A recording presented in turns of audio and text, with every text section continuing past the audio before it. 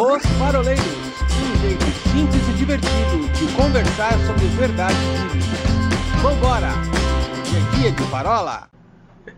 Olá pessoal, bem-vindos de volta ao canal dos Paroleiros para a segunda parte da parola de número 190, isso mesmo, 190. Não perca a sua conta, estamos chegando na parola de número 200, meninos. Puxa vida, eu estava aqui conversando com a Priscila esses dias, quando nós gravamos de uma forma tão efusiva, né? Já que é para falar a palavra difícil dessa vez, de certa forma até com lágrimas nos olhos, a nossa parola de número 50, quando a gente chamou as nossas amadas aqui e fizemos uma parola intitulada A História de Nós Dois. Meu Deus do céu, que tempo maravilhoso. Quase 4 anos depois, nós estamos aqui ainda, graças a Deus, trazendo para você um conteúdo bíblico simples, divertido, mas com muita profundidade bíblica, porque esse é o nosso objetivo e é isso que a gente gosta de fazer, a gente gosta de parolar. E aí, oráculo, e aí, mente brilhante, partiu segundo bloco para falar de avivamento. Sim, por favor, utilizando de palavras bem eloquentes nesse segundo bloco também. Só para contrariar, nós vai. É nozes. Corinthians, né? Você quer que fale o quê, né? É nozes, é nozes. Somos nós. Somos nós. Meninos, a gente estava conversando aqui no primeiro bloco, e aí para você que chegou agora, que caiu de paraglider aqui no nosso vídeo, a gente conversou no vídeo anterior um pouquinho sobre o ambiente, os sinais que são, vamos agora falar os precursores do avivamento, né? Mas nesse segundo bloco aqui, a gente vai trazer aqui uma pincelada, algo que que seja comum para todos os grandes avivalistas, que nós vamos trazer aqui entre 1500 e 1770, né? E a gente quer trazer esses principais avivalistas aqui. Dentre eles a gente vai destacar John Wesley, vai destacar Jonathan Edwards e vai destacar George Whitefield, né? Todos eles com uma raiz, né? uma origem que aponta para a Reforma Protestante de Lutero de 1517, onde Lutero ele levanta uma bandeira de retorno às Escrituras, né? um claro chamado de atenção, dizendo assim: igreja, vocês estão totalmente fora do propósito, precisamos voltar às Escrituras. E eu vejo tanto Wesley como Edwards como Whitefield, pessoas extremamente simples. Então, até falei no bloco anterior, né? Não havia show pirotécnico, não tinha parede preta, né, nas pregações de George Whitefield, né? Não tinha gelo seco nas pregações de John Wesley. John Wesley, ele foi tirado no meio de um fogo, um incêndio, a parede estava preta. Então, é vamos verdade. isso daí, tá bom? Porque alguns entre nós falam mal da parede preta, mas a origem da parede preta é da metodista. Pode continuar. É Wesley, é verdade. Wesley era um tição tirado Ô, do Will, fogo. peraí que a analogia não está completa. Se tinha fogo e parede preta, tinha o jogo de luz também. E o fogo fazia... E a fumaça. Tá vendo? Meu Deus do céu. Pessoal, agora nós iremos falar sobre a origem do worship. Worship. Vamos lá, vamos voltar. Volta no foco, vamos lá.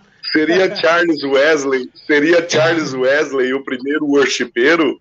Um worshipeiro? Né? Depende, se tiver mais que 3 acordes no hino, não. Vamos lá, brincadeiras à parte, vamos voltar aqui. Vamos voltar, gente, concentra. Então eu queria conversar com vocês um pouquinho sobre esses 3 aqui, né, especificamente. E eu particularmente, carinhosamente, chamo esse segundo bloco da parola de reabibliamento, né? Porque eu vejo assim, um chamado claro desses 3, chamando a atenção das pessoas para que elas voltassem às Escrituras. Ao mesmo tempo que esses 3 fizeram isso lá em meados de 1700, eu vejo que esse é um chamado atemporal. Ou seja, nós estamos em 2024 e hoje nós estamos falando exatamente a mesma coisa, né? Por favor, voltem para as escrituras, voltem para a palavra, para a centralidade da palavra, né? Will, para você começar esse segundo bloco,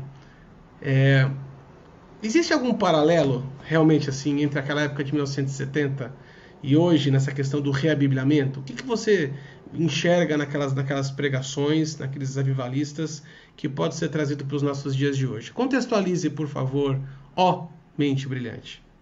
Primeiro, o uso de palavras que não existiam, como reabibliamento, né? Já começamos por aí, palavras que não existiam de forma mais eloquente, né? Mas eu não me lembro quem foi. Eu li um estudo um tempo atrás sobre as ondas do avivamento. Se eu não me engano, é um livro do Tony Cook sobre o extraordinário de Deus. E ele conta sobre, ele fala a respeito das ondas de avivamento. E ele fala que todas as ondas de avivamento, ela tem a mesma característica, né?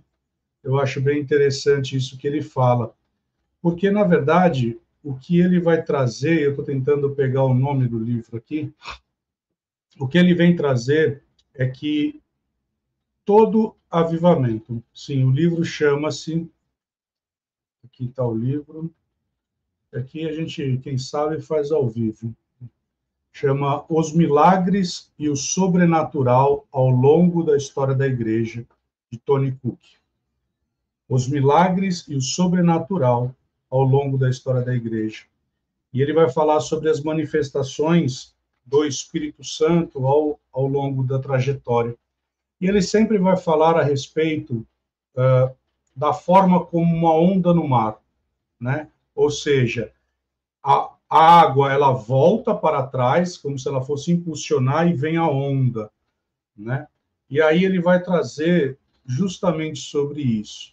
Porque, na verdade, quando você vai pegar o primeiro avivamento, nós vamos pegar lá quando Lutero, e nós já falamos sobre Lutero aqui, ele se levanta e ele prega suas teses, ele começa a se posicionar. Nós vamos ver homens cheios do Espírito Santo. Eu sei que nós falamos sobre Wesley, Whitefield, falamos sobre Jonathan Edwards, nós podemos falar também sobre contemporâneos como Charles Finney, que eles tiveram uma experiência não tão forte ou da mesma dimensão como John Wesley, do coração aquecido, onde ele sentiu o coração aquecido e algo muda na vida dele, e aí ele começa a perceber que algo precisava ser alterado na sua vida. Mas nós vamos nos lembrar que há uma ruptura muito grande na vida de John Wesley. Eu me lembro de uma trajetória, uma história muito interessante, quando a mãe dele, a Susana Wesley, está ensinando para um público de mulheres, e John Wesley, tendo ainda um entendimento não tão correto, vira para a mãe e fala assim: você não pode ensinar para as mulheres, essa atividade é própria do homem. E aí a mãe dele, que nesse momento acho sensacional o que ela fala, ela vira e fala: bom, tudo bem, meu filho, não tem problema nenhum, você pode assumir aqui, mas quem é que vai cuidar dessas mulheres daqui para frente? E aí nós vamos ver exatamente essa onda de avivamento tocando pessoas, né, a tal ponto que, olhando para John Wesley é expulso de uma igreja, e ele faz como Paulo, sacode as suas vestes, e ele fala: bom, então o mundo é a minha paróquia, né? E o Arthur não está prestando atenção em nós, ele está conversando paralelamente, o que é uma vergonha, né? Isso você aprende agora, o que é ignorar o Espírito Santo, né? Bom, mas voltando aqui, aí o que acontece? Você vai pegar John Wesley falando isso. E aí é algo tão lindo que acontece, porque George Whitefield, ele se levanta e começa meio que tretar com John Wesley. E ele começa a tretar por doutrina, né? E John Wesley, quando questionado, se eu não me engano, por um jornalista, uma pessoa desocupada da vida, vira e fala assim: você não vai falar nada a respeito do que George Whitefield está falando? Né? E a resposta dele é maravilhosa, né? quando ele diz que nós nos encontraremos lá no céu. E está tudo bem, né? Está tudo bem. Mas nós vamos pegar pessoas mais eloquentes, como Jonathan Edwards, que ele,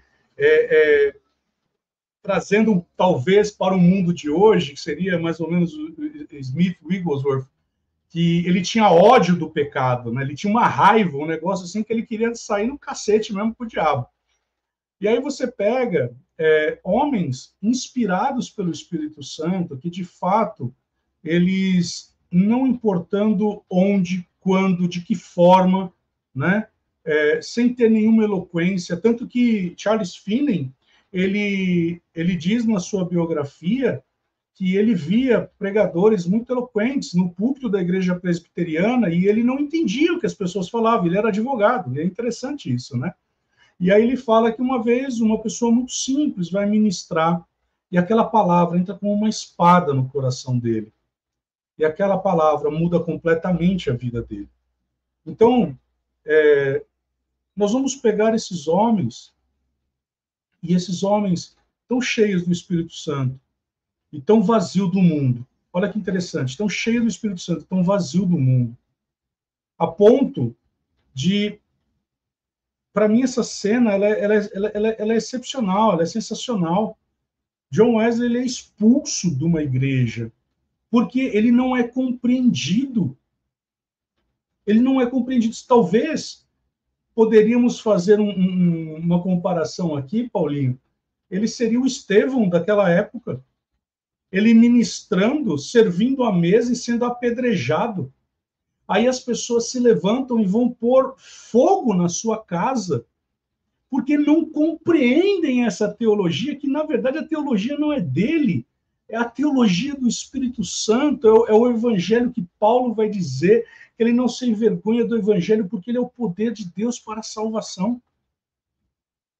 E de uma forma mais contemporânea, a gente tem um grande best-seller, que é de Leonard Ravenhill, que ele diz assim, por que tardo o avivamento? Sabe, na verdade, eu acho não, porque, como diz o Edson Teixeira, nós não somos achólogos, né? Nós somos crentes. Eu creio que uma grande onda de avivamento ela está vindo, porque a iniquidade está aumentando de uma forma assustadora. Assustadora. Coisas que antes da pandemia a gente não via.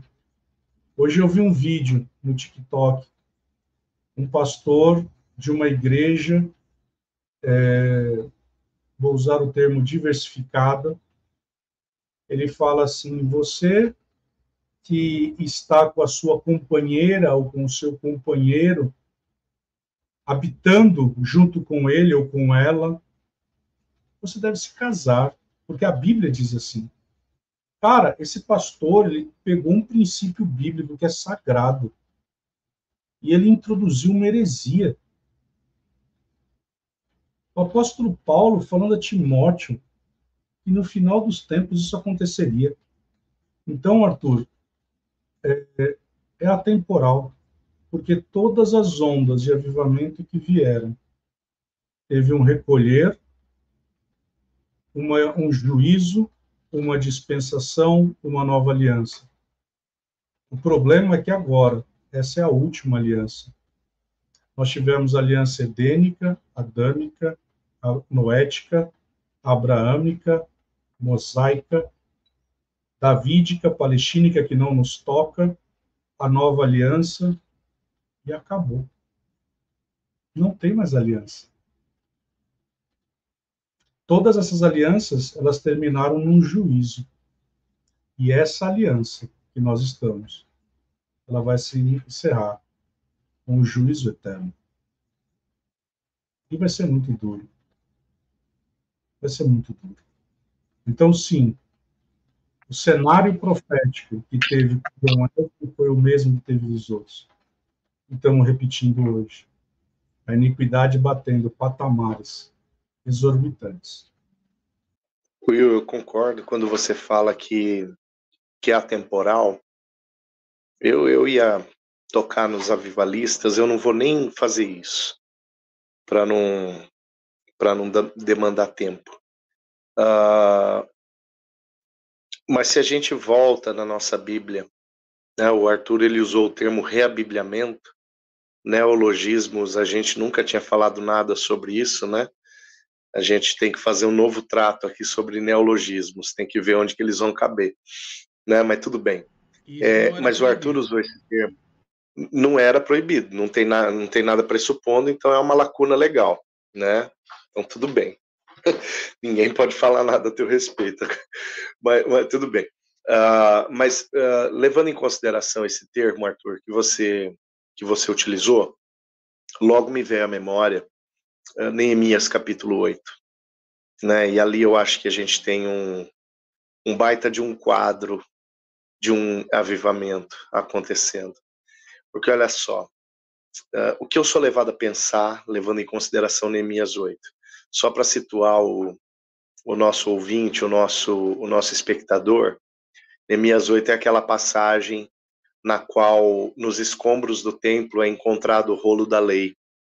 E este rolo da lei é levado até Neemias, Neemias orienta que seja levado a Esdras, e Esdras, o sacerdote, ele convoca os levitas, e é iniciado um processo de leitura da lei. E diz a palavra que desde a alva até a tarde, esse povo ficava de pé, enquanto Esdras estava em cima de um palanque dos seus 2 metros de altura por 2 metros de largura, lia a lei, e a distância que a sua voz era audível estava um levita, que reproduzia aquilo que estava sendo dito, e a distância da voz desse levita tinha outro, e tinha outro, e tinha outro, até que todo o povo pudesse ouvir aquela lei sendo lida e repetida. E diz a palavra ali em Neemias 8 que o povo, ao ouvir a lei, isso nós estamos falando de um povo que chegou do cativeiro babilônico, né? Eles, alguns anos depois do cativeiro babilônico, estão reconstruindo Jerusalém e agora vão começar a reconstruir o templo. Um povo que ficou, no mínimo, 70 anos sem o direito de celebrar ao Senhor, sem o direito de adorar a Deus, de cultuar a Deus, de celebrar as festas solenes ordenadas na palavra. No mínimo 70 anos esse povo ficou distante do templo, e o templo foi derrubado 11 anos depois de dado início ao processo de escravização na Babilônia. E isso por conta da desobediência dos seus antepassados, que já não vinham fazendo estas práticas porque não queriam. Esse povo não praticava porque não conhecia. E agora a lei está sendo lida e esse povo está vendo quão distante da lei eles estão. E o que a palavra diz? Que ali começa um choro que é tão intenso que no final das contas o sacerdote diz: não chorem, hoje é dia de alegria. Ajuntem comida, ajuntem a bebida, comam, se fartam e levem porções para quem não tem. Mas se alegrem, porque a alegria do Senhor é a vossa força. Sabe o que acontece? Eu entendo que o avivamento, ele começa com arrependimento. E ele leva-nos a um arrependimento ainda mais profundo. Ele começa no arrependimento, mas ele nos leva ao choro amargo do arrependimento ainda mais legítimo, do arrependimento ainda mais profundo. E se o avivamento é um alinhamento à palavra, quem sabe o avivamento, ele seja o alinhamento da Igreja de Cristo, a primeira palavra do Evangelho de Cristo, que foi proferida por João Batista, dizendo para o povo: arrependam-se. Que, muito bem lembrado por você, acho que Arthur, lá no primeiro bloco, quando Pedro, não Will, né, que falou de Pedro ali no primeiro vídeo. Will, claro que foi Will, como não? Né? O outro fica citando Luiz Hermínio, fica citando só, eu cito Bíblia, né? Eu cito Bíblia. Mas Pedro também, quando a turma chega para ele e fala, o que a gente tem que fazer? Pedro fala a mesma coisa que João Batista, arrependam-se, né? O avivamento, ele tem por, quem sabe, principal sabor. Eu falei do ingrediente do caráter de Cristo no finalzinho do primeiro bloco, né? Mas por principal ingrediente, aquele que dá o sabor, né, para o verdadeiro avivamento, ele tem por principal ingrediente o arrependimento. E quando o avivamento chega, o arrependimento não vai embora, ele se intensifica.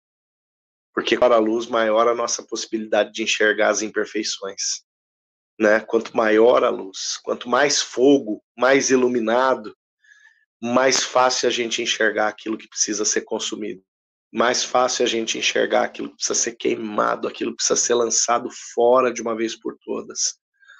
E o arrependimento, ele deve ser, então, uma condição constante na vida do discípulo, da discípula que está buscando o avivamento, né? Quem sabe a mensagem que a gente precisa ter, né? E olhando, né, nesses dias nós estamos gravando enquanto acontece uma catástrofe no Rio Grande do Sul. E hoje à tarde eu recebi o vídeo de um amigo filmando a sua igreja, né? Filmando a sua própria igreja, com água pela altura da cintura. E ele falava assim na cidade de Porto Alegre. E ele falava assim para as ovelhas dele, ele mandou o vídeo para as ovelhas dizendo, gente, aqui a situação está controlável. Aí eu olhei aquela água na cintura e falei, como assim controlável? O que esse cara já não viu? Para ele considerar aquela situação que para mim é caótica como controlável. E hoje à tarde, aqui no meu escritório, eu chorei muito e orei muito. E a palavra que eu tinha para com Deus na minha oração era, Deus, tem misericórdia, tem misericórdia, tem misericórdia. Eu acho que o avivamento ele vai partir disso, de um povo reconhecendo quanto é culpado diante do Senhor e diante dos homens, e clamando por misericórdia diante de Deus, clamando por piedade diante de Deus, clamando por perdão diante de Deus. E quando o avivamento chegar, aí que nós vamos descobrir o que é clamar por misericórdia, por perdão, porque como bem disse o Will agora há pouco, o Espírito Santo vem e nos convence do pecado, da justiça e do juízo. Isso não é para o novo convertido, não. Isso é para quem está esperando o Espírito. Isso não é para o novo convertido. Isso é para a turma lá de Atos 2, que estava orando intensamente, esperando o Espírito, e quando o Espírito veio, né, essa turma foi levada a um arrependimento profundo. O avivamento que nós está batendo as portas, ele vai levar a igreja a um arrependimento profundo, mas ele precisa começar com arrependimento, para que depois ele avance para o arrependimento do desespero, do choro, lá de Neemias 8. Até a gente ouvir da parte do Senhor, calma, gente, se alimentem, porque tem gente para vocês levarem um alimento também, né? Assim como aconteceu lá em Neemias 8. Top, essa reflexão é top. Eu estava exatamente com isso no coração, né, de falar a respeito de arrependimento, que aliás é um dos assuntos que a gente abordou várias vezes no tema anterior, que era seguindo Jesus, né? Primeira pregação de Jesus já era arrependei-vos porque o reino de Deus é chegado. Isso faz a gente pensar um pouquinho, meninos. Eu sei que isso não acontece nas nossas igrejas, né? Quando tem pastor convidado aí, não sei se aí eles fazem isso, mas aqui quando tem pastor convidado, ele fala assim, não, isso aqui acontece numa igreja lá em outro lugar que eu fui uma vez, não é aqui, não, né? Sempre faz essa brincadeira com a gente que está ali assistindo, mas o que eu quero trazer para a nossa reflexão no dia de hoje você trouxe essa questão de Neemias 8, né? O quão longe os nossos púlpitos estão de pregar sobre pecado de novo. Há quanto tempo não se ouve mais uma pregação sobre pecado? E aí quando você não prega sobre o pecado, você não tem espaço para falar de arrependimento. E eu gosto de uma fala de Jesus, que ele fala assim, que os sãos não precisam de médico, mas sim os doentes. E ele veio para buscar os doentes, né? Ele veio buscar aqueles que entendem que estão em pecado e que precisam de um lugar de arrependimento. Se a gente não fala mais sobre pecado, não tem por que a gente falar sobre arrependimento. E isso vai muito contra hoje que a gente tem visto na sociedade moderna, né? Onde você tem, e aí eu vou usar a fala do Wilson, né? Da modernidade líquida, onde a nossa alegria e a nossa satisfação estão no centro de todas as coisas. Então, o importante é a gente ser feliz, o importante é a gente estar bem, é a gente sair do culto empolgado, né? Vamos dizer assim. Mas, de fato, o que eu vejo nesses grandes avivalistas que nós falamos, e aí Paulinho foi chave quando ele trouxe Esdras para a conversa, trazer essa reflexão para nós assim, precisamos voltar a falar de arrependimento, precisamos voltar a falar de pecado. Sem isso, não tem como a gente entender que a gente precisa de um avivamento. Se nós não entendermos que nós carecemos da presença do Espírito Santo, que nós carecemos da graça de Deus, jamais voltará a haver um avivamento. Então essa consciência é muito importante para os dias de hoje. Nós precisamos retomar essa consciência. E essa consciência só se dá quando a gente volta para a centralidade das Escrituras. Bom, chegamos ao final desta parola aqui de número 90, a primeira dentro do tema avivamento. E hoje o fogo desceu aqui no YouTube e nós estamos muito felizes que você está aí do outro lado acompanhando a gente. Então aproveita que você está aí. Deixa aqui já o joinha, compartilha esse conteúdo. Nós estamos no Instagram, no Facebook, no YouTube e nas maiores plataformas de podcast da internet. Não posso esquecer, nós também agora estamos no www.osparoleiros.com.br e lá você vai encontrar todos os 36 temas que nós já temos abordado desde 2020, os nossos livros, os nossos cursos. Então, fica aqui o desafio, corre lá. Visita www.osparoleiros.com.br e a gente se vê semana que vem, se Deus quiser. Um grande abraço. Tchau, tchau.